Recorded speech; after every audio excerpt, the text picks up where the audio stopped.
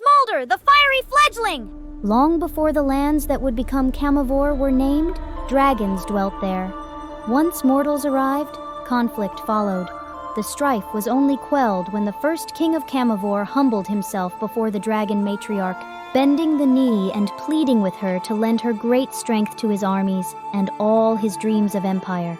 So it was that the dragon who would eventually be known as Grandmother Viper and the Camavoran ruler swore the oath of Visperi-Desinvein, binding their lineages for generations to come. The dragons remained fiercely loyal to the throne and to those high houses that passed the trials and performed the sacred rites of the oath. In exchange, the dragons were kept satiated with livestock and showered with offerings. The gold, jewels, and precious artifacts they accumulated over the years garnered them a great respect.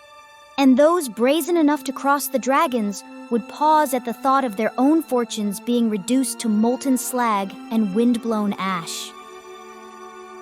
Long after Grandmother Viper passed into legend and her brood was much diminished, the young king, Viego Santiaro Molach Volcala Hagari, called upon the Imperial Dragons to accompany him and the knightly orders to the Blessed Isles. The dragons did not recognize his madness for what it was, and all of the treasures of Runeterra could not spare them from the cruel fate the Ruination wrought. The few that remained in Camavor bore witness to seemingly endless neglect and conflict, roosting within the deteriorating palace as the once great kingdom fell to ruin around them. Centuries would pass before another Imperial Dragon would hatch. As that hatchling grew, scarcity of game forced his mother to venture further and further to hunt. This left the nest vulnerable to far-roaming Noxian beastmasters, who stole the young dragon and set sail for home to collect their reward. However, shortly before arriving at their destination, the mother dragon discovered the ship's whereabouts and obliterated it with her fiery breath.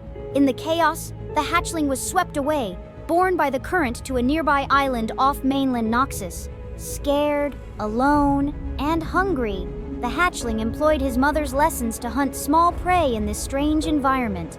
And on one such hunt, he stumbled across a human child called Marinos.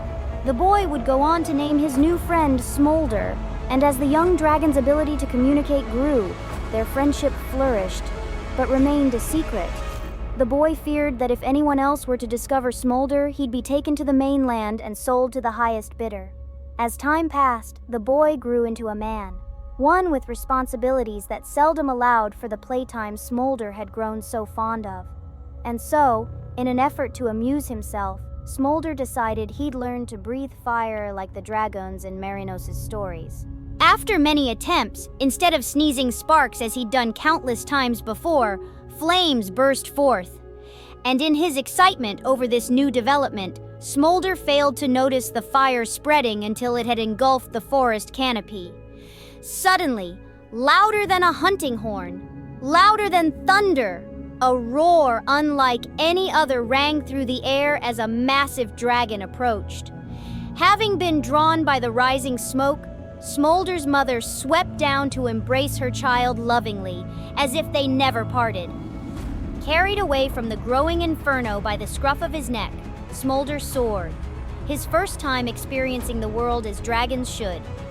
Smolder now roosts with his mother on the cliffside, where she'd spent so long watching and waiting for signs he yet lived. Every night, she recounts the history of his kin, the meaning and responsibilities of Imperial Dragons, and how to hone his fledgling abilities. And one day, when he is ready, they will return together to their ancestral home to usher in a new golden age for Camavor.